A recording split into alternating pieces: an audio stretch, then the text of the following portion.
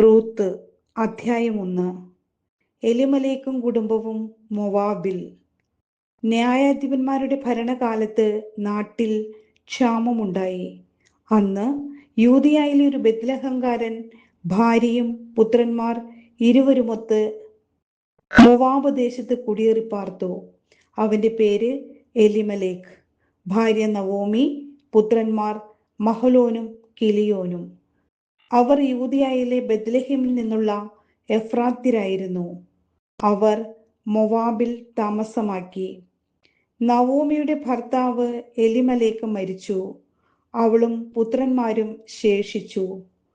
പുത്രന്മാർ ഓർഫ, റൂത്ത് എന്നീ മൊവാബ് സ്ത്രീകളെ വിവാഹം ചെയ്തു. 10 വർഷത്തോളം അവർ അവിടെ കഴിഞ്ഞു. അങ്ങനെയിരിക്കെ മഹലോനും കിലിയോനും മരിച്ചു. നവോമിക്ക് ഭർത്താവും പുത്രന്മാരും നഷ്ടപ്പെട്ടു. നവോമിയും റൂത്തും ബെത്ലഹേമിലേക്ക്.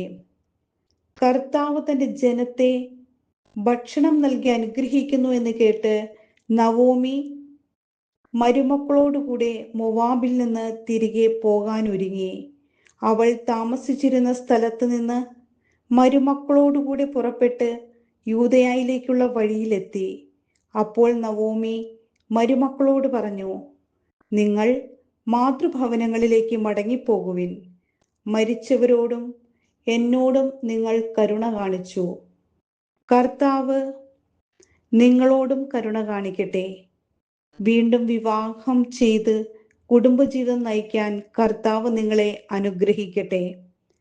അവൾ അവരെ ചുംബിച്ചു. അവർ പൊട്ടിക്കരഞ്ഞു. അവർ പറഞ്ഞു, ഞങ്ങൾ പോകുന്നില്ല. അമ്മയുടെ ആളുകളുടെ അടുത്തേക്ക് ഞങ്ങളും വരുന്നു.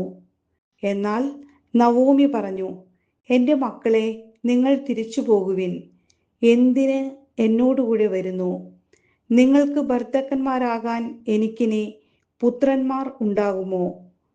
എൻ്റെ മക്കളെ, നിങ്ങൾ മടങ്ങിപ്പോകുവിൻ. വിവാഹം ചെയ്യാൻ കഴിയാത്ത വിധം ഞാൻ വൃദ്ധയായിരിക്കുന്നു. അഥവാ ഈ രാത്രി തന്നെ ഭർത്താവിനെ സ്വീകരിച്ച് പുത്രന്മാരെ ഗർഭം ധരിച്ചാൽ തന്നെ അവർക്ക് പ്രായമാകുന്നത് വരെ നിങ്ങൾ കാത്തിരിക്കുമോ? നിങ്ങൾ വിധവകളായി കഴിയുമോ? ഇല്ല മക്കളെ, കർത്താവിന്റെ കരം എനിക്കെതിരായി ഉയർന്നിരിക്കുന്നു. നിങ്ങളെ പ്രതിയും ഞാൻ അത്യന്തം വ്യസനിക്കേണ്ടി വരും. അവർ വീണ്ടും പൊട്ടിക്കരഞ്ഞു. ഓർഫ അമ്മായി അമ്മയെ ചുംബിച്ച് വിടവാങ്ങി. റൂത്ത് അവരെ പിരിയാതെ നിന്നു. നവോമി പറഞ്ഞു, നിന്റെ സഹോദരി ചാർച്ചക്കാരുടെയും ദേവന്മാരുടെയും അടുത്തേക്ക് മടങ്ങിപ്പോയല്ലോ. അവളെപ്പോലെ നീയും പോകുക.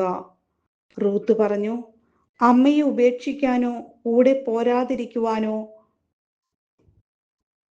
എന്നോട് പറയരുത്. അമ്മ പോകുന്നിടത്തേക്ക് ഞാനും വരും, വസിക്കുന്നിടത്ത് ഞാനും വസിക്കും. അമ്മയുടെ ചാർച്ചക്കാർ എൻ്റെ ചാർച്ചക്കാരും അമ്മയുടെ ദൈവം എൻ്റെ ദൈവവുമായിരിക്കും. അമ്മ മരിക്കുന്നിടത്ത് ഞാനും മരിച്ച് അടക്കപ്പെടും. മരണം തന്നെ എന്നെ അമ്മയിൽ നിന്ന് വേർപെടുത്തിയാൽ കർത്താവ് എന്ത് ശിക്ഷയും എനിക്ക് നൽകിക്കൊള്ളട്ടെ. അവൾ തന്നോടുകൂടെ പോരാൻ ഉറച്ചു എന്ന് കണ്ട് നവോമി അവളെ നിർബന്ധിച്ചില്ല. അവർ ബെത്ലഹേമിൽ എത്തി. പട്ടണം മുഴുവൻ അവരെ കണ്ടു, വിസ്മയിച്ചു. ഇത് നവോമിയോ എന്ന് സ്ത്രീകൾ പരസ്പരം ചോദിച്ചു. അവൾ പറഞ്ഞു, എന്നെ നവോമി എന്നല്ല, മാറ എന്നാണ് വിളിക്കേണ്ടത്. സർവശക്തൻ എന്നോട് വളരെ കഠിനമായിട്ടാണ് പ്രവർത്തിച്ചത്. എല്ലാം തികഞ്ഞവളായി ഞാൻ എവിടെ നിന്ന് പോയി? ഒന്നും ഇല്ലാത്തവളായി കർത്താവ് എന്നെ തിരിച്ചയച്ചു. കർത്താവ് എന്നെ ഞെരുക്കുകയും സർവശക്തൻ എനിക്ക് ആപത്ത് വരുത്തുകയും ചെയ്യുമ്പോൾ എന്തിനെന്നെ നവോമി എന്ന് വിളിക്കുന്നു? അങ്ങനെ നവോമി മൊവാബിൽ നിന്ന് അവിടുത്തുകാരിയായ മരുമകൾ റൂത്തിനോടുകൂടി തിരിച്ചെത്തി. ബാർലിക്കൊയ്ത്ത് തുടങ്ങിയപ്പോഴാണ് അവർ ബെത്ലഹേമിൽ എത്തിയത്.